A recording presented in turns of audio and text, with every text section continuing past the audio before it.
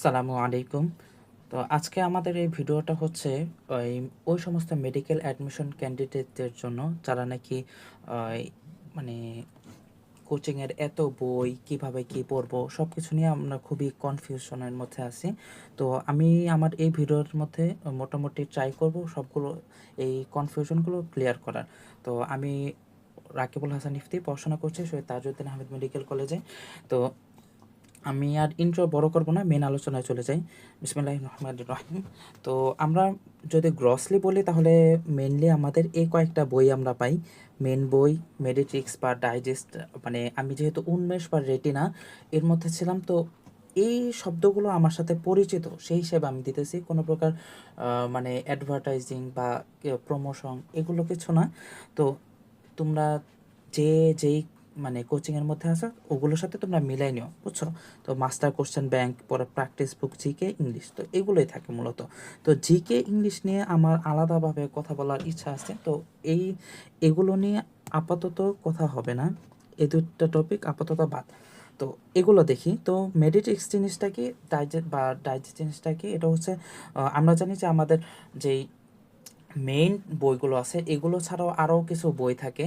যেমন এই বায়োলজির মধ্যে যদি আমরা বলি যে হাসান স্যার, আজমল স্যারের বইগুলো কি মেইন ধরা হয়। তো এগুলো ছাড়াও তো আরও বই আছে, যেমন আলিম স্যারের বই, পরে হচ্ছে মাজেদা ম্যামের বই। তো এগুলো কি মানে আরও তো ইনফো আছে না, তো ওগুলো কি করা হয় এই কোচিংয়ের মধ্যে, এই সমস্ত বইগুলোর মধ্যে সেগুলো আসলে ইনক্লুড করে দেওয়া থাকে। তো এটা ছিল হচ্ছে মেডিটিক্স আর ডাইজেস্ট।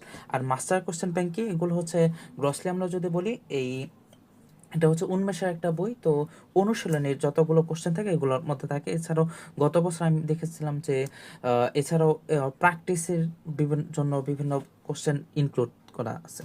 তো প্র্যাকটিস বই হচ্ছে এই যে সমস্ত মানে মেন বই যেগুলো আছে এগুলোর কোশ্চেন ছাড়াও মানে যেগুলো নাকি এক্সট্রা বইয়ের ইনফো ওগুলো মানে প্র্যাকটিসের জন্য এমসিকিউ আকারে দেওয়া থাকে এই প্র্যাকটিস বুকে। তো আমি আশা করি বুঝাইতে পারছি যে মানে কোন বইটা কি। মেন বই তো আমরা জানি মোটামুটি। তো এখন মেন আলোচনায় যাই।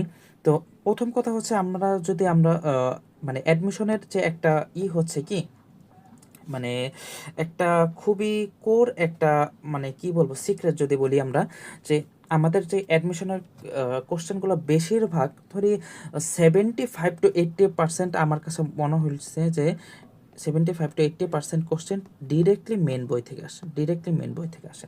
তো আমার যদি 75 to 80% কোশ্চেন যদি আমি যদি করতে পারি, এর মধ্যে যদি আমি যদি ধরি 70%, 70%, 70% কোশ্চেনও যদি আমি যদি অ্যানসার করতে পারি, এই যে মার্ক যদি অ্যান্সার শুরু করতে পারি, তাহলেও কিন্তু আমার মোটামুটি আর জিকে ইংলিশ মিলিয়ে মোটামুটি কিন্তু আমাদের সিট কনফার্ম হয়ে যায়।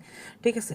তো এজন্য আমি ফার্স্টে বলবো হচ্ছে মেন বইটা, মানে ইনফিনিটি স্টার, ইনফিনিটি স্টার। তো এটা আমার ধরতেই হবে। এটা মানে ধরি আমি প্রথম মানে আমাদের যে ডেইলি এক্সামগুলো, ডেইলি এক্সাম, ঠিক আছে, আমরা কিন্তু মোটামুটি অনেক ধরনের এক্সাম ফেস করব। যেমন ডেইলি এক্সাম আছে, পরে হচ্ছে উইকলি আছে, পরে হচ্ছে মান্থলি, মান্থলি, মোটামুটি এগুলোই হয় আর কি। তো কোনটার ক্ষেত্রে কি কি পড়বো?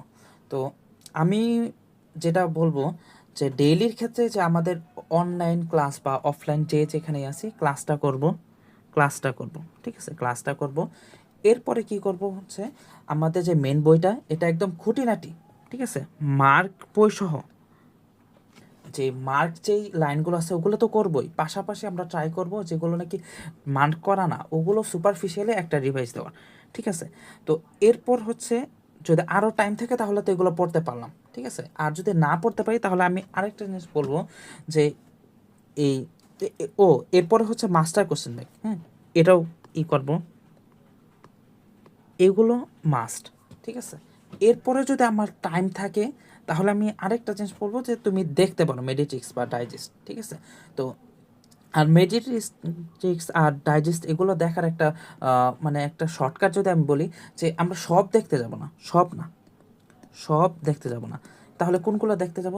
যেগুলো নাকি আমার মানে এক্সট্রা ইনফো ওগুলো দেখব, এক্সট্রা ইনফো প্লাস অনেক কিছু আছে ছক আকারে, যেগুলো নাকি বইয়ে খুব একটা সুন্দর করে দেওয়া থাকে না, এই জায়গায় খুব সুন্দর করে দেওয়া থাকে, সেই হিসাবে এই ছক বা চার্টগুলো দেখতে পারি।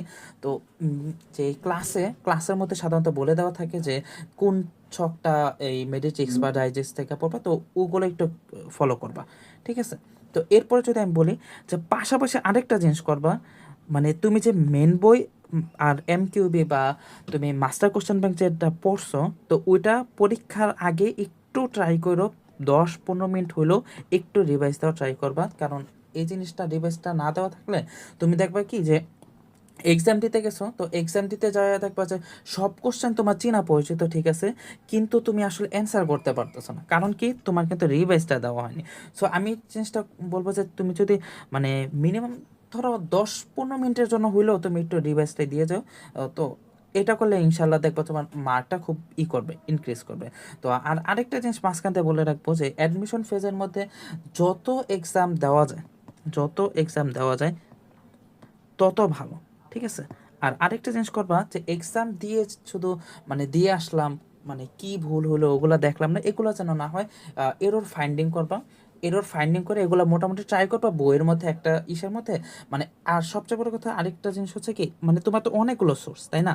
তুমি ট্রাই করবা যে একটা সোর্সের মধ্যে জিনিসগুলো যেন গোছায় আনা যায়। যেমন ধরো তুমি মেন বইটাই পড়তেছো, ঠিক আছে, মেন বইটার মধ্যে তোমার ধরো মেডিটিক্সের বিভিন্ন ইনফো, ঠিক আছে, এরপর হচ্ছে মাস্টার কোশ্চেন ব্যাংক বা প্র্যাকটিস বুকের বিভিন্ন ইনফোগুলো তুমি করলা কি সবগুলো মেন বইয়ের মধ্যে ইনক্লুড করলা, ঠিক আছে? সবগুলো যদি ইনক্লুড করো তাহলে জিনিসটা হলো কি তোমার এক্সামের আগ দিয়ে, যেমন ধরো উইকলি বা মান্থলি এক্সামের আগ দিয়ে তোমার জন্য জিনিসটা সুবিধা হলো যে মানে এক সোর্সের থেকে তোমার সব রিভিশন হয়ে গেলো, ঠিক আছে?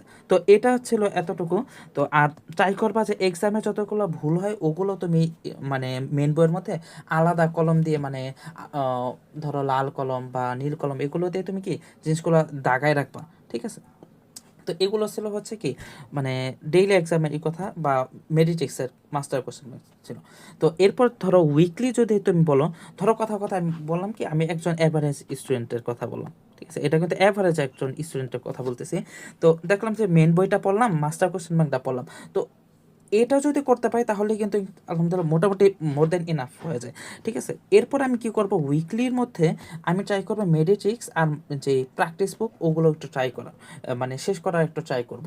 তো যদি আমার এই ডেইলিতে মাস্টার কোর্স, এই যে মেন বই মাস্টার কোশ্চেন ব্যাংক এগুলো যদি ভালোভাবে করা থাকে, তাহলে উইকলিতে আমার মেডিট্রিক্স যে এগুলো তো আছে ক্লাস ছাড়া এগুলো আসবে।